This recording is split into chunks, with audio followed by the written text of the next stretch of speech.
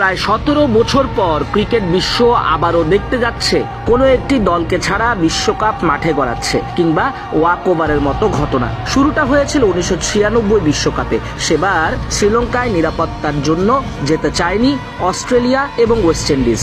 আইসিসিও venue বদল করেনি বা কোনো সিদ্ধান্ত দেয়নি। সে কারণে শ্রীলঙ্কা ওয়াক ওভারের ফলে ম্যাচ জিতে নেয় অস্ট্রেলিয়া আর ওয়েস্ট ইন্ডিজের বিপক্ষে। পরবর্তীতে ওই দৃশ্য দেখা যায় 2003 বিশ্বকাপে। ইংল্যান্ড জিম্বাবুয়েতে যায়নি রবার্ট মুগাবের সঙ্গে ইংল্যান্ডের ঝামেলার কারণে। শুধু তাই না, নিউজিল্যান্ড দল কেনিয়াতে যায়নি নিরাপত্তা ইস্যু সামনে এনে।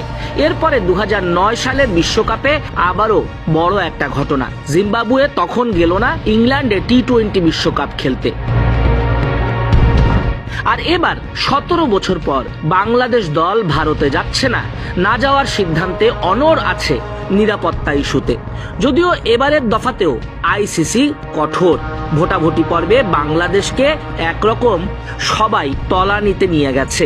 যাদের বন্ধু ভাবা হতো সেই শ্রীলঙ্কা, জিম্বাবুয়ে, আয়ারল্যান্ড মুখ ফিরিয়ে নিয়েছে। শুধু পাশে ছিল পাকিস্তান, আর সবাই বাংলাদেশের বিপক্ষে। বিসিবি সভাপতি আমিনুল ইসলাম বুলবুল গণমাধ্যমে দেন আরো চমকপ্রদ তথ্য।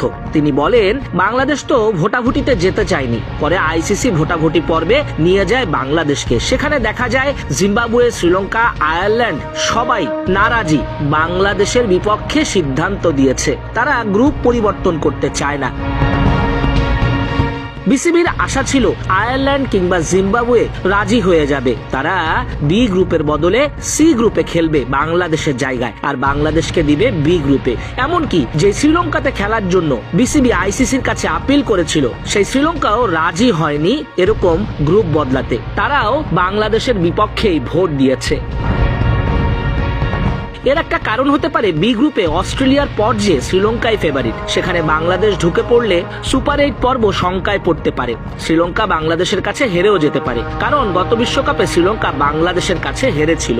সব মিলিয়ে বাংলাদেশকে তার বন্ধু ভাবাপন্ন দেশগুলোই বিপদে ফেলেছে, পাশে দাঁড়ায়নি বিপদের সময়ে। আইসিসির স্বাধীন কানাডিয়ান এক নিরাপত্তা সংস্থাও রিপোর্ট করেছে যে ভারতে বাংলাদেশের কোনো নিরাপত্তা শঙ্কা নেই। অন্য 20 দল যে নিরাপত্তা পাবে, সেই নিরাপত্তা বাংলাদেশ দলও পাবে। আইসিসিও নিজেদের চূড়ান্ত সিদ্ধান্ত জানিয়ে দিয়েছে, বাংলাদেশকে আর সুযোগ দেয়নি। বিশ্বকাপ খেলা বা না খেলা, এমন ঘটনা আগেও ঘটেছে। সে দেশের ক্রিকেট তো থেমে যায়নি, বরং স্বমহিমায় এখনো দাঁড়িয়ে আছে ওই দেশের ক্রিকেট কাঠামো। বাংলাদেশের বিষয়টা